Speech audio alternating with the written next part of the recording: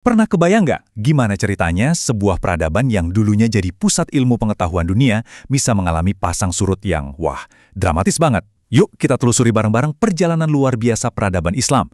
Mulai dari puncak kejayaannya, kehancurannya yang dahsyat, sampai gimana mereka menjawab tantangan dunia modern. Coba bayangin deh, di zaman jauh sebelum ada nama-nama seperti Oxford atau Harvard, pusatnya ilmu pengetahuan dunia itu bukan di Eropa, tapi di sebuah kota megah di tepi Sungai Tigris, namanya Baghdad. Kota inilah yang jadi jantung dari sebuah era yang bakal mengubah dunia selamanya. Nah, di jantung kota Baghdad itu ada yang namanya Baitul Hikmah. Ini bukan sekedar perpustakaan biasa loh. Anggap aja ini kayak pusat riset globalnya abad pertengahan. Semacam Google campur universitas top dunia gitu. Di sini karya-karya Yunani, Persia, dan India nggak cuma diterjemahin, tapi juga dikaji, dikritik, dan dikembangin lagi. Selama 5 abad, tempat ini jadi mesin intelektual yang ngedorong kemajuan peradaban. Oke, jadi kita mulai dari puncaknya ya. Era Kekhalifahan Abbasiyah. Ini adalah masa di mana peradaban Islam nggak cuma nyimpan pengetahuan kuno, tapi juga menciptakan penemuan-penemuan yang benar-benar luar biasa. Perjalanannya tuh panjang banget, berabad-abad. Semua dimulai di abad ke-8, dengan ide yang waktu itu radikal banget, menyelaraskan iman dengan akal. Dari situ bom, terjadilah ledakan ilmu pengetahuan. Muncul nama-nama besar kayak Ibnu Sina, yang karyanya di bidang kedokteran itu loh, jadi buku pegangan standar di Eropa selama ratusan tahun. Terus ada juga perdebatan filosofis yang sengit banget antara Al-Ghazali dan Ibnu Rushd. Ini nunjukin betapa dewasanya pemikiran di zaman itu. Tapi namanya juga zaman keemasan, pasti ada akhirnya.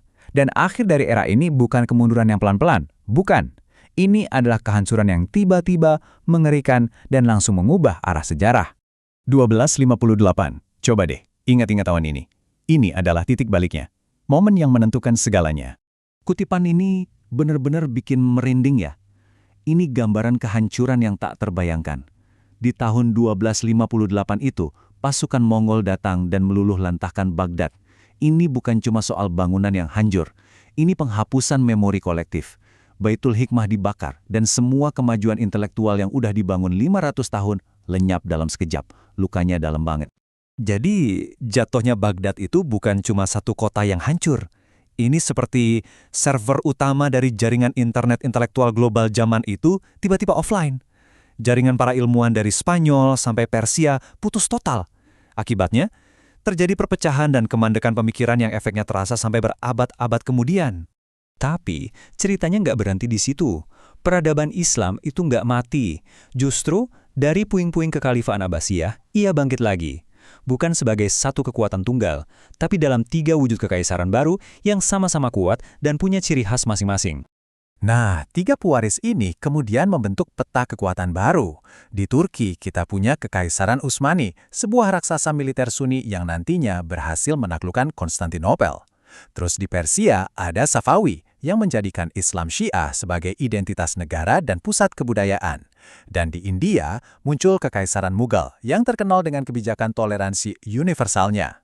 Nah, yang menarik, perbedaan teologis antara Sunni dan Syiah ini bukan cuma soal keyakinan.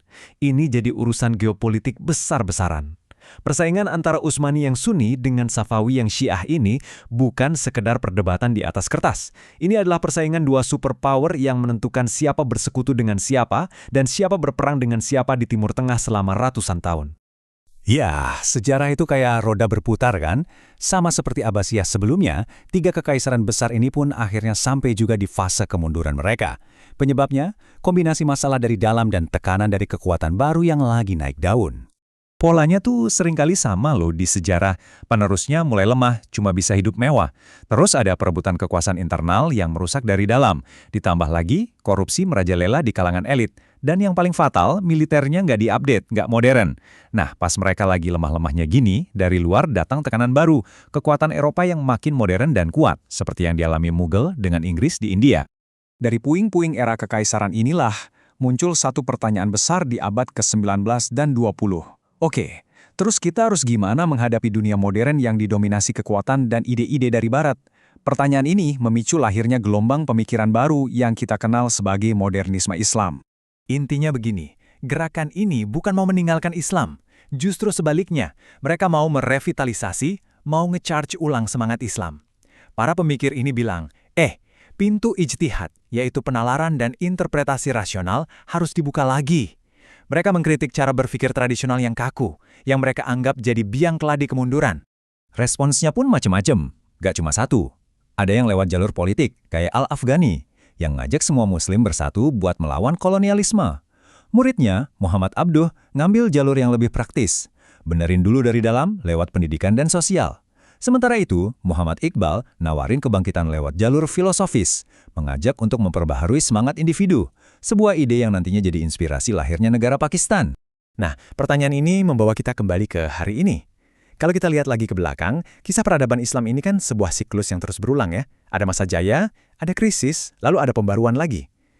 Memahami perjalanan panjang ini dari Baitul Hikmah sampai para pemikir modern membantu kita mengerti konteks gimana tradisi besar ini terus beradaptasi dengan tantangan dunia yang selalu berubah.